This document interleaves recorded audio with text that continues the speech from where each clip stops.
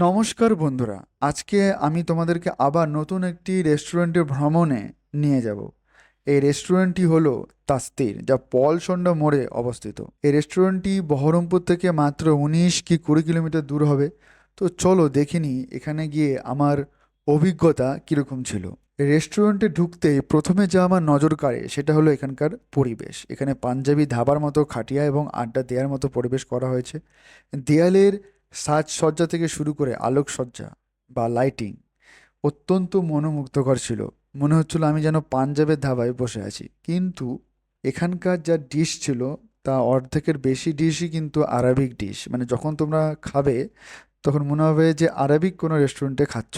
মানে একটা mixed feelings কিন্তু তোমরা পাবা, ঠিক আছে? এবার বলি রেস্টুরেন্টের ঠিকানার কথা। পলসন্ডা মোড় থেকে বহরমপুর যেতে একদম বাম দিকে পড়বে এই রেস্টুরেন্টটি। আমি রাস্তার ক্লিপও দেখাচ্ছি যাতে তোমাদের বুঝতে সুবিধা হয়। বিস্তারিত ঠিকানা এবং গুগল ম্যাপের লিঙ্কও আমার ডেসক্রিপশনে থাকবে ভিডিও, তো তোমরা ওখান থেকেও খুব ভালো করে এই রেস্টুরেন্টটি ব্যাপারে বুঝতে পারবা। তো চলো এবার আসি মেনু কার্ডের কথায়। তাস্তির রেস্টুরেন্টে মেনু কার্ডে রয়েছে নানা রকমের পদের সমাহার। শর্মা থেকে শুরু করে চিকেন তান্দুরি কাবাব সব কিছু কিন্তু এখানে পাওয়া যাবে। প্রতিটি পদ খুব যত্ন সহকারে পরিবেশন করা হয়। আমি কয়েকটি পদ ট্রাই করেছি, যার মধ্যে রয়েছে চিকেন কাবসা রাইস, বিরিয়ানি এবং তাস্তির স্পেশাল চিকেন শর্মা। প্রথমে বলি চিকেন কাবসা রাইসের কথাই, ঠিক আছে? এটা আমি প্রথমে নিয়েছিলাম। বিশাল বড় একটা থালায় চমৎকারভাবে পরিবেশন করা হয়। এতে চিকেন এবং রাইসের একটা অনবদ্য মিশ্রণ তোমরা কিন্তু পাবে। আমার জানা মতে এই পদটি যেটা তৈরি হয় যেভাবে, সেটা হচ্ছে বিশেষ মশলা দিয়ে তৈরি করা হয়। এটি আরবীয় একটি খাবার।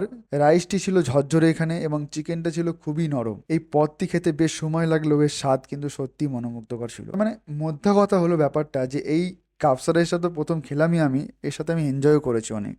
তারপর নিয়েছিলাম বিরিয়ানি। এক কথায় দুর্দান্ত ছিল এখানকার বিরিয়ানি। আলুটা খুবই নরম ছিল, যা মুখে দিতেই গলে যায়।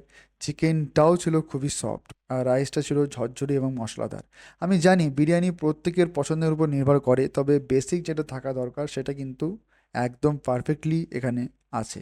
এটাকে আমি 10-এর মধ্যে 8.5 তো দেবই। তবে মনে রাখতে হবে কিন্তু একটা কথা, যে এক একজনের এক এক রকম পছন্দ হতেই পারে। যেমন আমার পার্সোনালি পছন্দ হচ্ছে ড্রাই বিরিয়ানি। তো এরপর সব শেষে যেটা আসি সেটা হচ্ছে তাস্তির স্পেশাল চিকেন শর্মা। এই পদটিও ছিল অসাধারণ।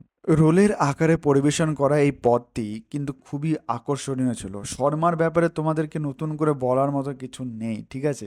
এটার উচ্চারণও এক এক সময় এক এক রকমভাবে হয়। মানে বাংলাতে একরকম উচ্চারণ হয় এবং ইংলিশে আলাদা রকম উচ্চারণ হয়।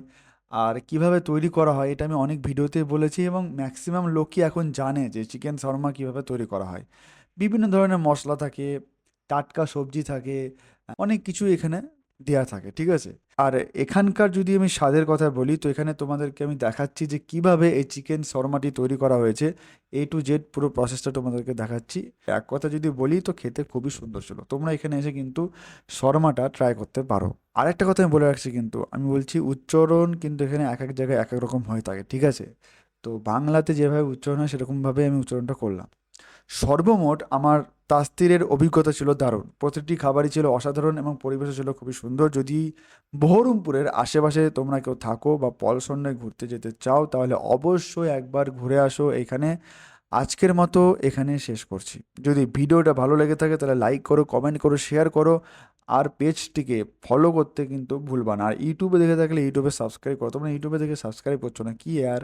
সাবস্ক্রাইব করো, তাহলে তো মোটিভেশন পাবো নাকি ভিডিও করা নতুন নতুন। চলো দেখা হচ্ছে নেক্সট ভিডিওতে নতুন কিছু নিয়ে। ততক্ষণের জন্য ধন্যবাদ।